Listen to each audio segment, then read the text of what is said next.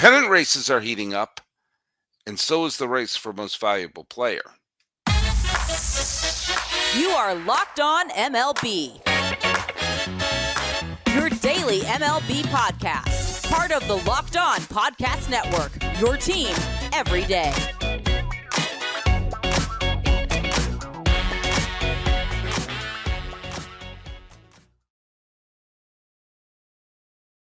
Hello, baseball fans. Welcome to Locked On MLB, part of the Locked On Podcast Network. We're at your team every day. This is the daily podcast. We talk about all of Major League Baseball. I am your host, Paul Francis Sullivan. Please, as my lower third tells you right there, you can call me Sully.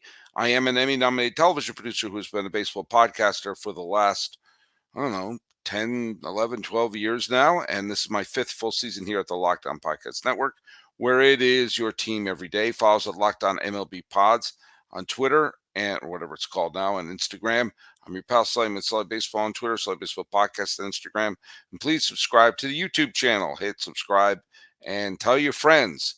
And swing for the fences on Sleeper Picks with our sponsor Sleeper, where you can win up to 100 times your money. Download the Sleeper app and use promo code LOCKEDON. You get $100 match on your first deposit. Terms and conditions apply. See Sleeper's terms of use for details. Currently operational in over 30 states. Check out Sleeper today.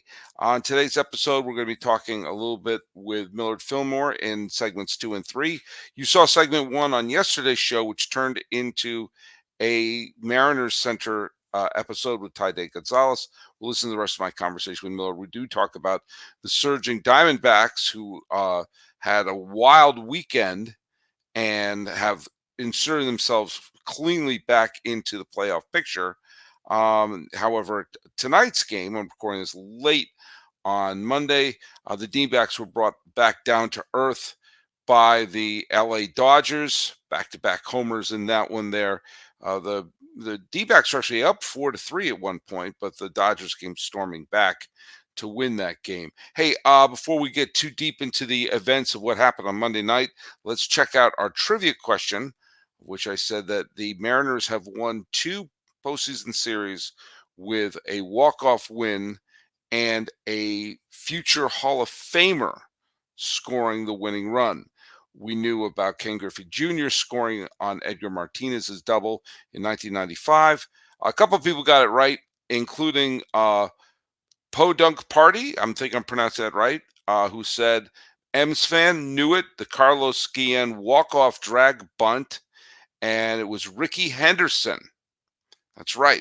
The Mariners completed the sweep of the Chicago White Sox in the 2000 Division Series, and Carlos Guillen dropped down a sac bunt. And Ricky Henderson, who previously was in the postseason in 1999 with the Mets, in 2000 was in the postseason with the Seattle Mariners. We forget the fact that Ricky bounced around a bunch of different teams and played the playoffs with a bunch of different teams, including the Blue Jays and the Mariners and the Mets. There was one of the weird team in there as well. Oh, the Padres. That's right. He played with the Padres in 1996. So there you go. You got that one right. Just going around the league a little bit. Hey, some people feel that I have been disrespectful to the Baltimore Orioles, and I haven't been mentioning them as much as I could be. I am going to do a show later this week where I'm praising the Orioles, but I also am very concerned about their future, especially because they have a Fredo-like owner right now. But today, I criticized their pitching a little bit recently, but there's no criticizing today's matchup with the Chicago White Sox, where they won 9-0. 9-0. Santander hit another home run, and their pitching was fantastic. And as I pointed out before, when you forfeit a game, it officially comes down as a 9-0 score. That's what it is. So the Orioles won in a manner that the White Sox just might as well have just stayed in the hotel room. No reason to come in. No reason to come in. I'm going to be putting some pictures, by the way, in the background here, and apparently I need to fix that one because it looks a little crooked on the screen there. That's my Rule of 7 picture because that's the 1979 baseball preview when I was 7. It's the first year I really remember baseball. I'm going to put some stuff up behind me that represents some elements of my baseball fandom. But good for the Orioles. They're still in first place, marching towards a potential division title. The Tampa Bay Rays, I believe, were idle today. So with that win, the Orioles have added a half game to their lead. Not a lot of reason to talk about the Yankees as they're falling out of contention, but hey, good for Luis Severino for having his second consecutive solid game. The Yankees wound up winning 4-1. The Philadelphia Phillies are continuing to just destroy the Angels' hopes of anything. Bryce Harper got a 2-run home run. The Phillies are a playoff team right now. And remember, they won the pennant last year, and they have some good pitching. Aaron Nola pitched a wonderful game the other day. They're still scary. I still think it's going to be Atlanta or LA in that in the NLCS. But the Phillies, give them the respect, give them their due, and of course give the Braves their due as well. We're going to talk a little bit about NL MVPs. We saw what Mookie Betts did over the weekend in Boston. And remember, the Red Sox traded away a franchise MVP, World Series champion, so a billionaire can save a couple of bucks. And he's inserting his name into the MVP race. Ronald Acuna Jr. has been the front runner for most of the year, along with Freddie Freeman. Acuna had a wonderful day today. He got on base 5 times, 4 hits. He got a home run, which is his 29th, and he stole 2 bases, so he now has 61 stolen bases. His slash line right now is 325 average, and his OPS is 990. He's pretty good. Who also pretty good is Jose Altuve, with no clear-cut runaway favorite in the American League. The defending World Series champion Astros have as good a shot as anybody to win the pennant, and it helps. The Red Sox took an early lead against the Astros. I got cocky, and Altuve decided to hit for the cycle, which is exactly what he did. And Urquidy got the save. I love when they're blowout saves that he pitched. I think he did I think it was the whole. Yeah, he pitched a 4-inning save. I love multiple inning saves like that. And he probably could have gotten the win, but they gave the win to Graveman and the save to Urquidy. And Jose Altuve hit for the cycle. Final there was 13-5. Astros blew the doors off the dump in Fenway Park. The Rangers and Astros, they held serve. The Rangers were losing in the 9th inning in the game against the New York Mets. And then it was Nathaniel Lowe. Is it Lau or Lowe? Something we need a consensus, but all I know is that he got a 2-run single, and suddenly the Rangers got the lead.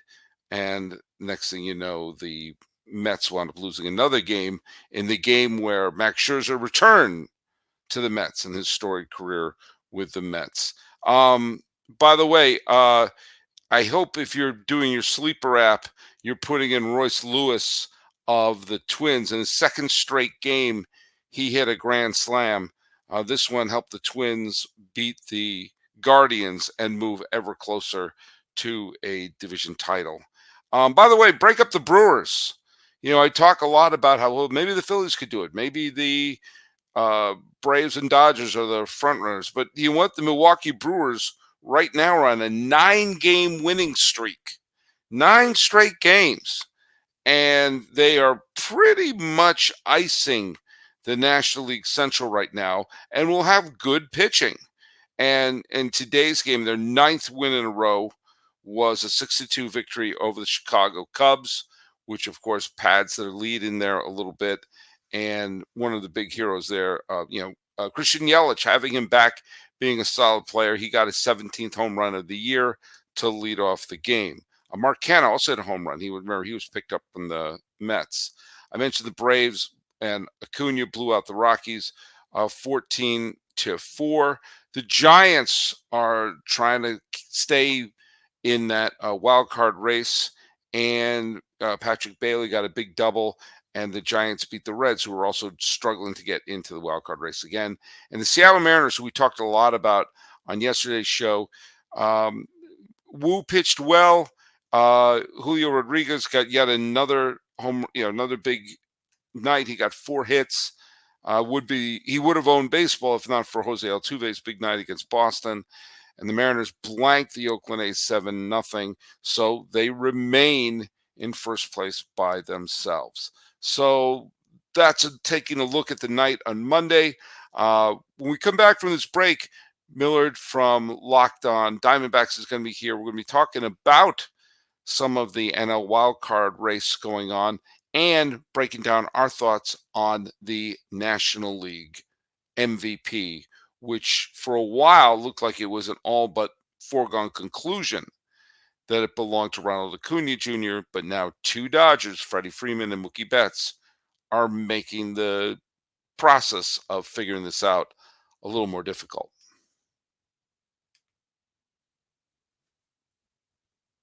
Now, let me tell you guys about this app that I used today. I guess at the time you guys listening to this podcast yesterday, because I just drafted my Dynasty Fantasy team on this app. It's called the Sleeper app, and no app is greater for both the fantasy season and daily fantasy, because for Dynasty football, it's great. I could do my draft on there. Got the rookie draft. It keeps the taxi squad players. It keeps my players from year to year archived on the app. It's absolutely fantastic. And then also for daily fantasy, you can win money on the Sleeper app. Yes, you can. You just got to pick a player like Corbin Carroll and Shohei Ohtani to hit a home run. You pick a few stat categories, and then bang, boom, if those picks hit, you can win up to 100 times payout. Yes, you can. Big money on the Sleeper app. So please, please, please use promo code Locked On. You'll get up to $100 match on your first deposit. Terms and conditions apply. See Sleeper's terms of use for details. Currently operational in over 30 states. Check out Sleeper today. Let me just bring up a fact. I'm not quite sure how a lot of the schedule is going and how it's unfolding, but I think there's a glitch in the schedule, because apparently the Reds and the Diamondbacks are going to play each other every day for the rest of the season. Does it not seem like that this series between these two teams has been going on for the last month and a half? It's been it's been a wild series and a great series. Like the Thursday game was the one where a base running blunder by Ketel Marte looked like it was going to cost the Diamondbacks the game when he didn't score on that Peterson hit, but then Carroll wound up hitting the home run to give them the lead. Then another wild slugfest happened on Friday where it looked like the D-backs had it in hand until the Reds hit a 9th inning grand slam to make everyone sweat a little bit. Yeah. D-backs won that one up 2-0 in the series. And then yesterday, in another thriller where each team scored, the Reds scored 2 in the 9th. Each team had a 3-run rally, and the Reds wound up holding on in the 11th. And then today, in a game that went final not too long ago, the Reds took a 2-1 lead into the 8th. And who wound up getting it? Was it Alec Thomas who got the game-winning hit on today? I know Thomas made an amazing catch on one of the games against the Reds, but in the end, it was 5-2 Diamondbacks over the Cincinnati Reds. And it wasn't that long ago that the Diamondbacks were absolutely spiraling and sputtering and everything. And now here they are. They are the 3rd wild card team, and they've won 8 of their last 10 games. Yeah. It's crazy because the D-backs were one of the worst teams in Major League Baseball from about mid-June to mid-August. It was a 2-month span where the D-backs had probably the worst record in Major Leagues during that time. And if you look at the D-backs during this 10-game stretch, like you just mentioned, they beat the Texas Rangers. They just took 3 out of 4 against the Cincinnati Reds. And what they're doing, because this is something that they were so good in the first half, they're making comebacks late in these games. The D-backs were called the answer backs for so long of the season because the D-backs were the best team in Major League Baseball in terms of coming back after the 5th inning or whatever. When this D-backs team was down early, they always came back late for a victory. And that's not something we really saw during that 2-month stretch where they just kind of hit this slump of the season.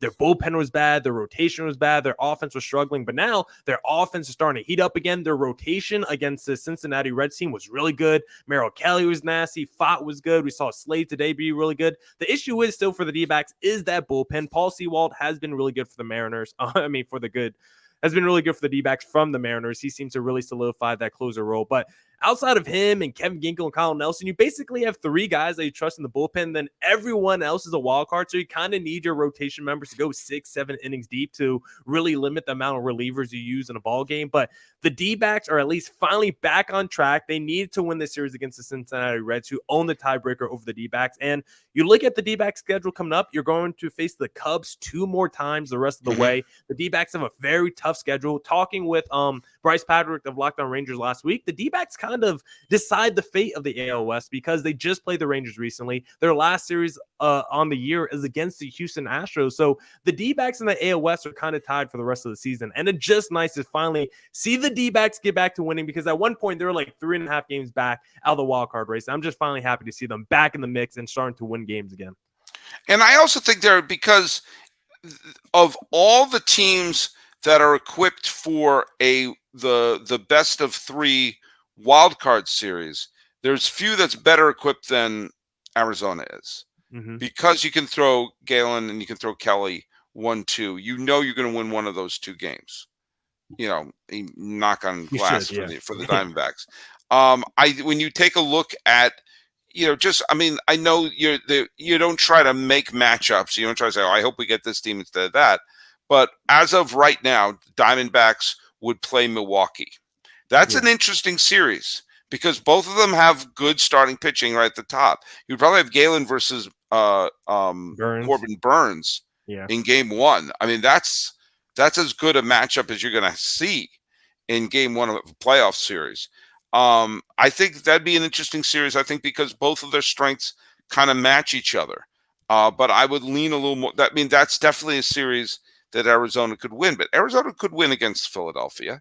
Arizona could win against Chicago. And, we've seen that they can win against Cincinnati. And the other teams that are kind of right now on the outside looking in are San Francisco and Miami. Now, granted, it's a best of 3 series. And anything can happen in a best of 3 series. We saw the freaking A's swept the Rays earlier this year. But with that in mind, when you have 2 good pitchers coming out of the gate,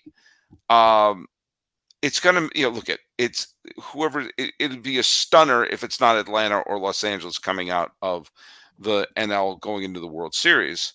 But in order to get to that point, getting through that first series, I think Arizona is in great shape, especially the way they've been playing. Yeah, because I think the D-backs can match up with any team that they could face in the wild card round. The Phillies, Aaron Nola hasn't been that great this year. You got to worry about Zach Wheeler. Wheeler's good. Wheeler's very good. Wheeler's good. But the D-backs front line can match up with that front line. Of course, Bryce Harper's a postseason hero, but it's not like that lineup has been crushing it all year. Schwarber's, he's hitting home runs, but he's batting like 180. Trey Turner's has had a down season as well. You got the Marlins out there, great rotation, but you're not scared of that offense. No. You look at the Cincinnati Reds, you feel like they're pretty young. You're not really, they're a little too raw. You're not scared of that rotation either. The Cubs, I think, are interesting, but Stroman's kind of hurt. Do you really trust Justin Steele in a big series? Bellinger's going to have to kind of carry that offense. So I think the D-backs could beat any wild card matchup. I think it's really, when you look past the wild card round to that divisional round, that's when it's like, okay, now a big test is coming. Of course, the D-backs could lose in the wild card round, but to beat a Dodgers or Braves in the series, I think that really means something. That would really cement that the D-backs are here and they would really be in play for a potential World Series run. All right. I'll just say, if anyone other than Atlanta or Los Angeles comes out of the National League, I'll be stunned. Especially the way they've been playing. Especially the way they've been surprised playing. If those 2 teams are not like the 2 just teams in the NLCS. I'll have to see how the bracket shakes up. But I'll be kind of surprised if they're not, the 2 teams in the championship series. Yeah, I think they're going to be. I think the Braves. Well, right now, the Braves and the Dodgers are they're like 11 games ahead of Milwaukee. So the only way they could play each other is in the NLCS, and they're both on pace to win like 100 games and be the best team.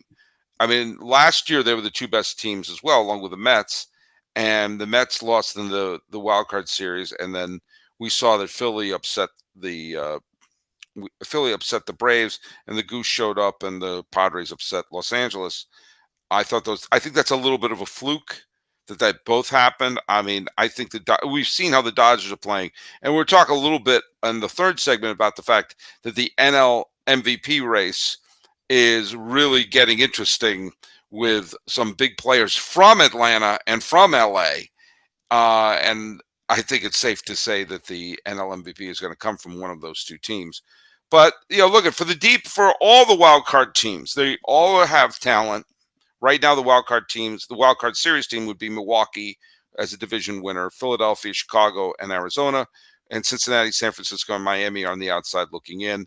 The absolute nosedive of the Padres show that any hope that they might have had of entering back in this race is gone. They're about to be leapfrogged by the Nationals and the Mets, two teams that traded away.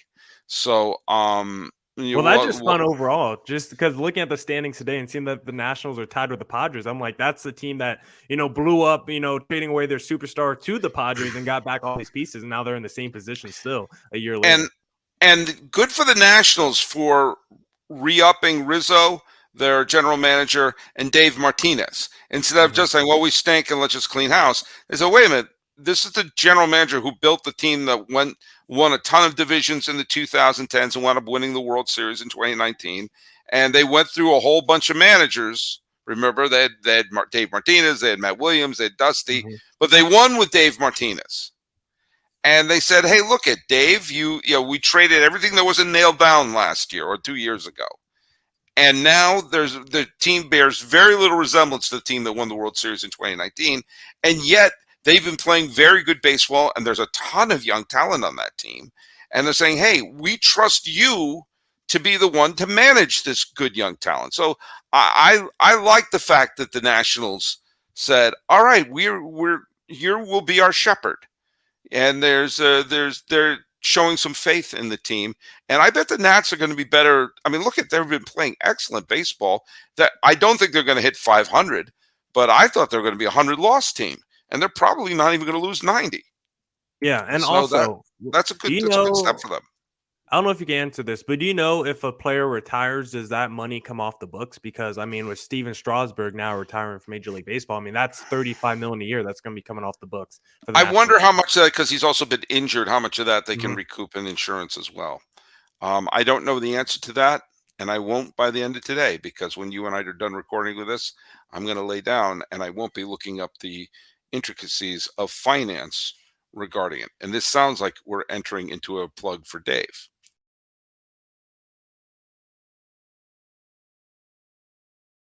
Right. All right, we're talking stars in baseball. The MVP in the National League, I think, is going to come from it's going to come from the two top teams.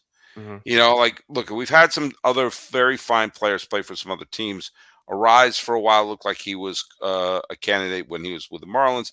I think he's come back to earth a little bit, although he's had an absolutely fantastic season for the Miami Marlins. But right now, I think, and I think for a while, the consensus was it's probably going to be Ronald Acuna Jr. of Atlanta. And then his former teammate and possible nemesis, Freddie Freeman, said, hold my beer. And he's putting up fantastic numbers. And then now, I believe, also coming up the other side, especially after his wonderful series he had back home, and I say back home, in Boston, suddenly Mookie Betts, I think, has to, whether he's the winner or not, has to at least be getting some consideration for National League most valuable player. Did I say rookie of the year earlier? I meant to say most valuable player. Maybe I didn't say. Either way, he might be Mookie Betts may have ideas of becoming the second person to win the MVP in both leagues, the first being Frank Robinson. And when you consider the fact he leads the league in OPS, he leads the league in OPS plus, he leads the league in slugging.